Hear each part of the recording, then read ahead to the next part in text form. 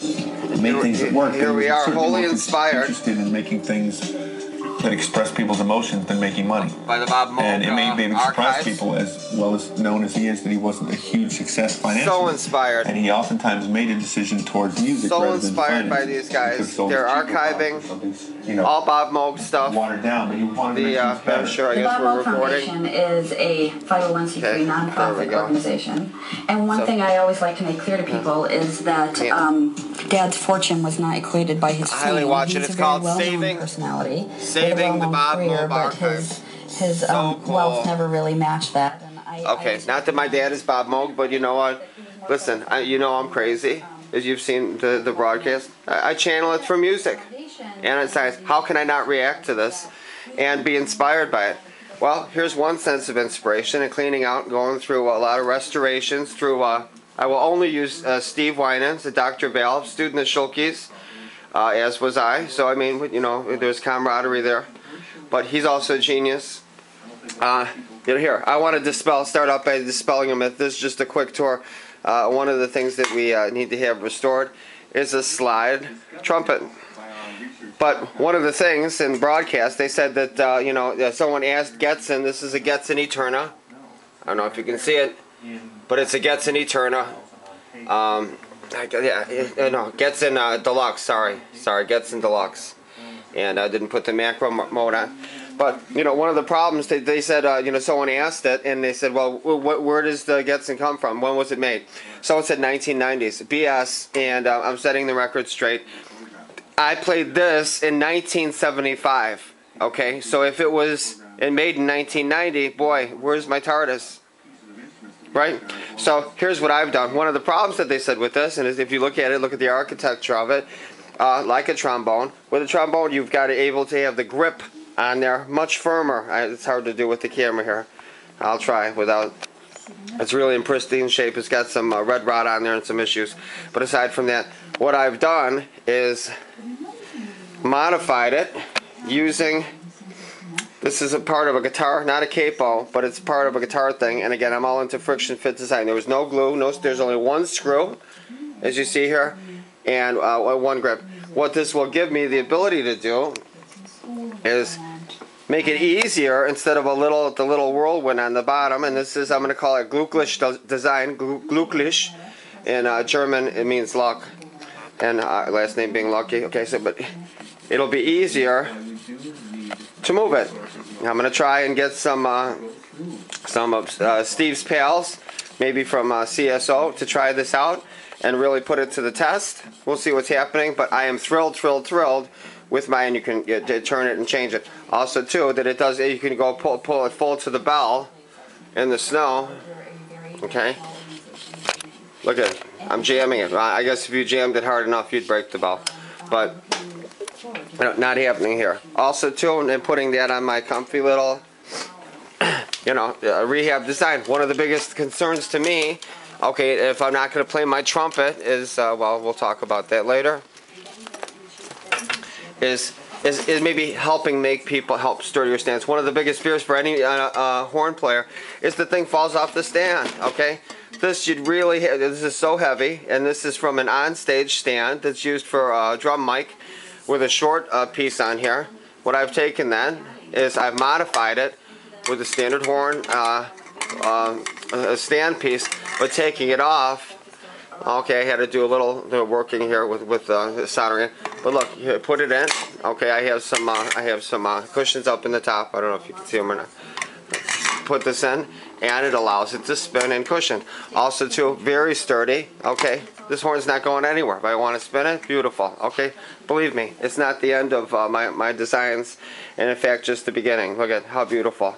Now, why you want it to spin, I don't know, but you know what? It's just the range of motion makes for easy allowance of the instrument. And of course, you know, look at here, just for playability, here's the little piece that was on there, and I'll take it off. And what I've done is a little piece of this material that you put on to line shelves with. And here, friction fit. Unless you're pulling it off, it's not going to come off. And in the meantime, here we have a nice range of motion. Das ist Glucklisch Technik. Okay, now here, back to the inspiration of the design. I'll just take a short tour into, well, this is one of the other goals of One Road Many Paths is, you know, as I'm seeing these things, is creating an archive, highly suggested to me by people. Please bring the records and archive them. I will be selling them on eBay after I play. You've seen this in the first broadcast. But beyond that, okay, that's fun, adding value, but I also listen to the arrangements and practice with it, so my personal mind archive of those arrangements comes in with it. Now here we are in the, well, you know, the Moog archives, they know, are much greater. But there's a lot of pieces. They talked about using original equipment that, yeah, I have some original equipment here. Maybe I could set up a display. There's some other keyboards here, older keyboards and stuff. You can see an area where we had it separated from musical instruments. And there's still a couple of older pieces up there. Some things you'll never get rid of. But a lot of the horns have been taken to Dr. Vale for restoration. And we're going to continue on with that journey. Let's see if we can adapt our guide light here. Nothing really there. There's some old horns that we're going to explore here and here. And then it's off to the archives, which I have to move all this stuff. This is really a lot of work. I don't know. Let me get back here and see it. You know, also with mold in the horns, listen, you know, they're almost better after you clean them of any regard. Be careful, of course. Get them out of the case because they're better than having mold grow in the case in there. You can see stacks of old 33s, 45s rather. And I'm going to get into all these as is my goal to play and archive every one of these. And has been. You know, we've had some, look, stacks, I know, and it's, here's Tom Scott rocking it out, you know, and here's back to the One Road Many Paths, which, you know, we always had plans for. The Cartoon Town sign, which my sister has designs on, and my approval of. There you go, sis. And more records. So I mean, I need to get in here. This is just a quick preview, and boy, oh boy, the inspiration. There's also all kinds of old tapes. Here. We might find Indiana Jones back there, but old reel-to-reel tapes. There's a lot of other surprises too, cool stuff that we'll be getting into. But in there, look at this. It's a perfectly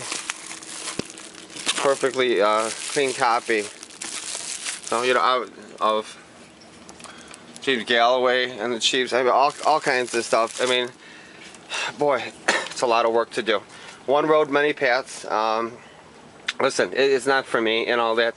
It is when you hear Paul Winning and talking about his record Rama and all the stuff that's been, that he has, the 1 million records.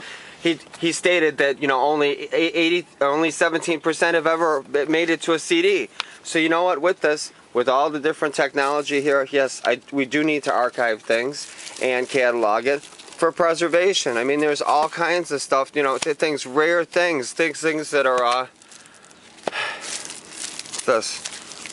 There, he was also a radio announcer. I mean, so we have that whole aspect of Bill Jackson stuff. There's and Dirty Dragon, Cartoon Town. There's all kinds of things that we'll get into. I'm just letting you. Here's Sammy. There's just a preview, and you know, a lot of also investigating to see what's rare and find this out. Christopher Allingston, who also runs a record mart, is going to be assisting with this as well. As is the kindness of Steve Winans and Dr. Valve. Dr. Valve. Dr. Valve. Come and get your trumpet cleaned, Dr. Valve now. Come and get your cornet cleaned, Dr. Valve now. Come and get your flugelhorn cleaned, Dr. Valve now. Come and get the instruments cleaned, Dr. Valve. And cool. Yeah. Like that. He said with a look at jazz. And this concludes our tour for today.